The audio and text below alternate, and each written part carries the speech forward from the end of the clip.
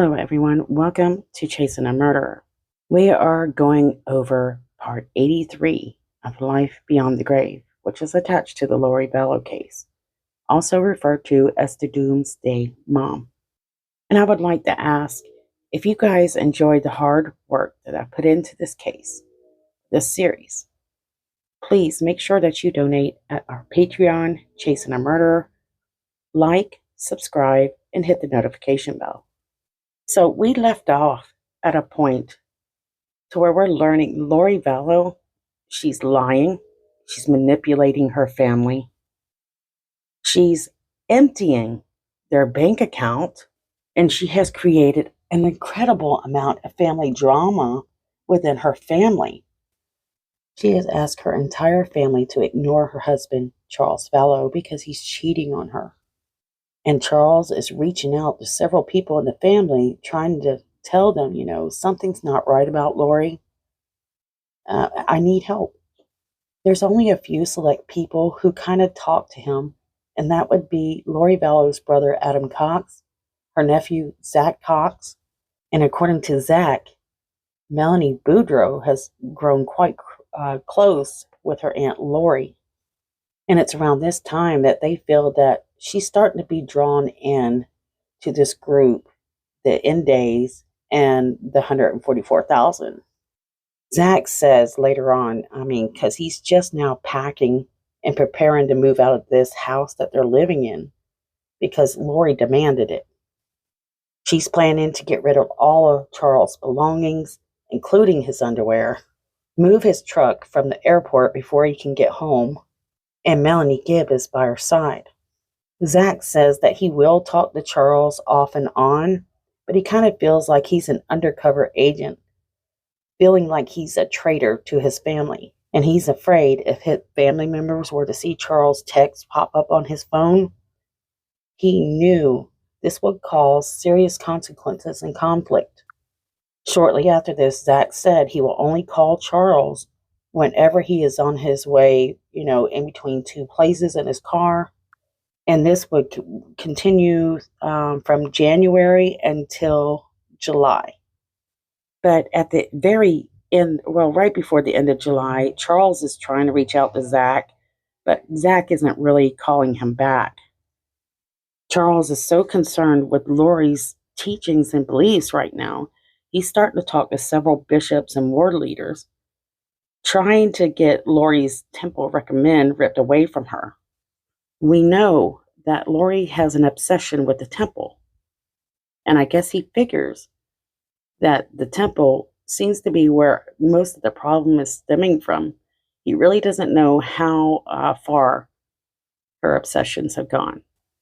So while Charles is out of town, it's around January 29th of 2019 that we know that Charles gets a phone call or talks to Lori. And Lori has made up her mind that Charles is no longer Charles. He is Ned Snyder. Lori tells him that she was a god assigned to carry out the work of the 144, as well as Christ's second coming. In this conversation, Lori tells him the second coming is supposed to happen in July of 2020. And if Charles got in the way of her mission, she would murder him. Lori will call him several times over the next few days here, mostly referring to Charles as Nick Snyder. Lori tells Charles, Nick is your real name. Nick killed Charles and took over his body. He also took over his identity. She told him that she had planned to kill him when he returned from his trip. And here's the thing, she's making a direct threat to Charles. She plans to kill him, and that she even has an angel there to help dispose of his body. To herself and to others. She threatened me, murder me, kill me. She threatened to murder you? Yes. And she said, how did she do that? My bishop right there is in the car. He was on the phone with me today when she said, I will have you destroyed. That's what she said there. Okay, that's not a threat to kill you. Yesterday was a threat to kill me. Okay. What did she say yesterday? She said, you're not Charles. I don't know who you are, what you did with Charles, but I can murder you now with my powers. Okay. Okay? says, I'm gonna kill you too. Yesterday was, So she's speaking as a spiritual being. She's not here. She's lost her reality. Is this just all recent, or has it been going on? It's been going on for about 4 or 5 years. It's gotten really, really bad lately. She goes to the temple every day and speaks with Moroni and Jesus Christ. And they tell her what to do. And now she came to her today, and last couple of days she says, I'm not Charles. You're not Charles. You're Nick Schneider. Where she gets his names from. She got all this stuff from these people in Utah who tell her how many past lives she's had and probation she's had. And she's was married to Moroni way back when, and she was also married to James the Just. And okay, this is all foreign to me. So it's hard to me. Well, I'm not LDS. It's crazy stuff. I know you're using LDS terms here. But it's just she's nonsensical. Okay. And I haven't seen my. Is he the older one or the younger one? He's 6.5 years old. Okay. I want to do this now. You got to pick up order. Am I correct? We do. Okay. According to Charles, he had left Arizona to go on his trip Tuesday. That'll be January 29th of 2019. So several days, Charles has been trying to get in touch with his son, JJ. And how long have you been trying to get in touch with the kids? Since yesterday. Since yesterday. Like last night or yesterday morning? Or? I landed in Houston Tuesday about 10. Okay. Why did you leave? There's a trip in Houston. Okay. And when did you leave? Tuesday morning about 5 a.m. Okay. Alright. Wow. It's Wednesday night. So you left yesterday? Yeah. You left yesterday morning. Flew to Houston. Flew back today? Tonight. She canceled my flight. She came to the airport, took my truck. Did she tell you that?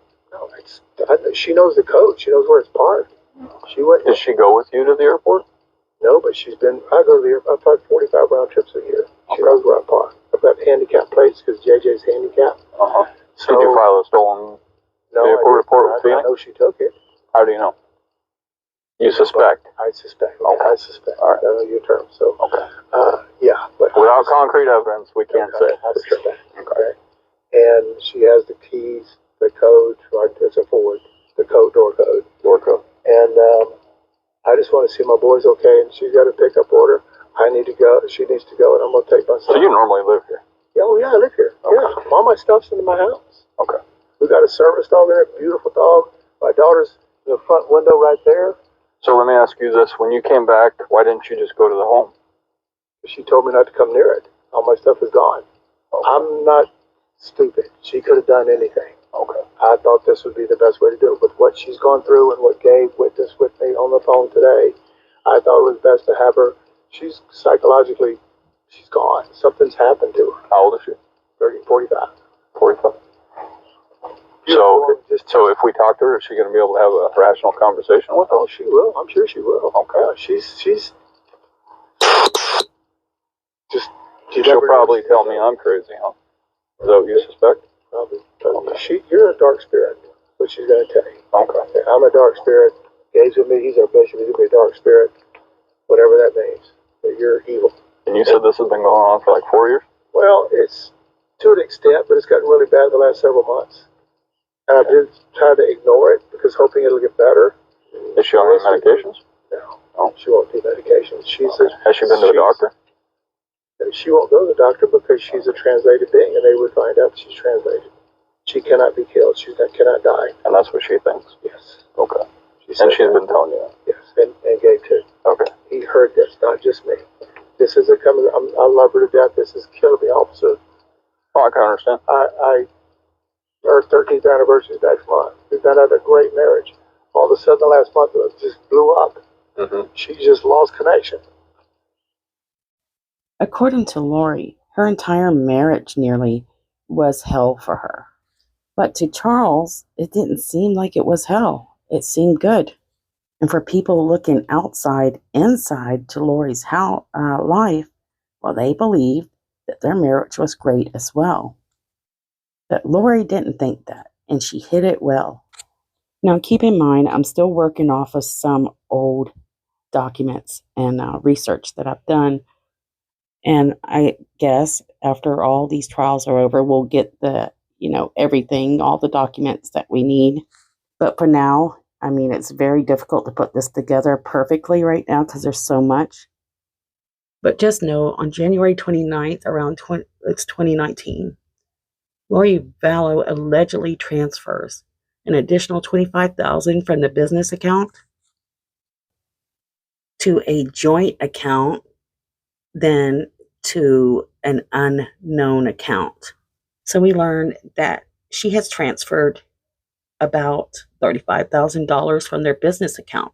And Charles will beg for Lori to return this money, but she doesn't. Charles sees the transfers beginning and he tries to stop them, but he's out of town. He can't stop them in time. So she's trying to destroy Charles, not only personally, but financially. And what do I think the truth is? Well, she needs that money to travel so that she can go and hang out with her sweetie, do all these little podcasts, do these little secret rendezvous, and build for the second coming. Charles tries reaching out to Tylee, to anyone that will listen. He sends text out to JJ, Tylee, Melanie, and Zach. But even Zach is afraid to take up for Charles, so he's letting them know, look, Charles is contacting me, and he shows them what he sent. And here is something which will happen a few hours from now that describes what's happening now. Son was in danger. I was worried about JJ's safety and things and texting her like he's gonna. So he at first texted me, "You doing okay today? Hey girl, are you okay? Please, your mom. I may not be home for a bit. Love you." Sent me a strange link to a website about our church that people. Yeah. Said this is what's happening, and then he texted me at almost midnight. I'm so sorry, but I have no choice. I'm just sick. Danger. I had no choice. Which he didn't file a police report or anything as far as we know, so I'm just assuming he was trying to get a response. And then I love you. He was Police report about what? Or I don't know, but he was acting like he did something. And then those text messages came from. Do you have it entered as mom's phone or? No, that was from him. That's before. That was from his phone. He didn't take the first until 8:30. This was last night at school. That was from his phone. And he was sending word for word the same text to my cousin, like. What's his name? Charles. What's his phone number?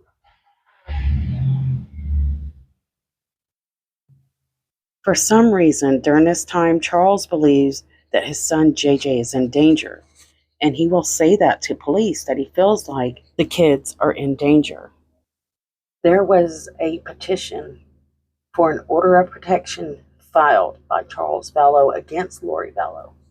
This is because of those threats, the disturbing statements that she was making over the phone. One of the main things being she would have to kill him when he returned home. She would have her angel help dispose of his body, most likely. She's referring to Alex Cox. Even worse, Charles would have to go and go painfully. But Charles isn't the only one that she's threatening. She's threatening that she doesn't care about the kids anymore and Charles can come get them. Lori doesn't care what happens to her children. Lori changes Charles' flight, makes it difficult for him to get back home. She has his truck taken from its parking spot at the airport. He doesn't know where it is. And now that he's home, he's trying to get police to help him get help for his wife. Help to locate his children and make sure they're safe. Has she made any statements about wanting to hurt the children or anything? Today she said with Gabe on the phone, come take the kids. I don't care what happens to them. Come take them. Okay, but she didn't make a direct threat towards the kids. Yeah, not a direct threat. Okay. And then she said that she would murder you through a spiritual. No, she said, I can murder you. I can murder you. And she's talking in a I will kill you. Spiritual. No, she's talking physically. I will kill you because you're not Charles, and nobody will care. Okay. So she at this point doesn't think you are her husband? She thinks I'm Nick Schneider. Who's McShrine? I have no idea. It's the name she used. I don't know where it came from. Okay. I'm just like, I'm as bewildered as you are. This is so foreign to me. Normal people, as far as I'm concerned, but this happens. It just drives me. I don't know what to do. I need help, and she needs help. She needs help, and I'll go to bed. I got a lot of stuff to do tomorrow. I got to take my son. And you just didn't want to go inside because of the statements that she made? She took my car and I suspect she took my car and my keys. I had no keys to get in. Oh, okay. No garage door opener. Okay. She knows what she's doing. She took $35,000 out of her bank account today. I can't make payroll Friday for my company. She changed our bank account numbers. I had to change it myself to get back in, and I saw all the money's gone. Okay. He'll say again, he only has $7 left in his account. So I will share right now Zach's experience, what he did share with Justin Lum from Fox News. He gives us a glimpse of how he felt during all this because he was there the day that all of the packing, kicking Charles out of the house, stealing his truck, he was there. And he said he ended up ultimately packing his stuff after hanging out with Tylee and JJ for a bit and staying with his grandparents. Can I stay with you guys for a little bit if that doesn't pan out? And they said, sure. And I regret it. I plugged in my phone, set it down, and I went to sleep that night. And that's when I woke up to 30 texts from Charles. That was the night that, and I should have called him. That's probably one of my biggest regrets is that I didn't call him that day driving to my grandparents saying Lori's going crazy. He had canceled. Like that's one of my biggest regrets with this whole thing. And so you have witnessed that she was upset. You're on that other side where Charles is coming back from Houston and you were with Lori and she's saying that he's a zombie, he's Ned or Nick Schneider. She cancels his flight, etc. The truck is taken. His stuff. I don't know. How does one person go about removing all these belongings too? So she had Melanie Gibb come over and help her out, and that's when me, Tylee, and JJ were gone. So just her and Melanie Gibb taking out all his clothes, his laptop, or whatever he had. So Charles had said too once he found his stuff, because I woke up to about 30 texts from him, and I woke up at 7 and called him instantly. And he said he was at the house. And he found his stuff. She hid all of his stuff. She packed it up in boxes and put it behind the food storage in this closet because she had a ton of food storage too. So she left it all behind this stuff thinking he would never find it. Or it got to a point where she eventually told him where his truck was. And there were some other things that happened. I think he had gone to JJ's school that day too to pick him up. Lori's staying in a hotel. And the woman that said that she hates drama, well, she's there around it all the time. Seems Melanie Gibb was helping Lori Vallow destroy Charles' life. Meanwhile, Charles is trying his best to locate Lori to get help for her, to make sure the kids are okay. And there's only one place he can think of that he might find her, and that's at school for JJ. So this is where we're going to pause. Please, guys, don't forget about kids like Dulce. They're needing our help. Share her story today. Thank you so much for those of you who have given on Patreon, who have liked, commented, and subscribed. I'll see you guys soon.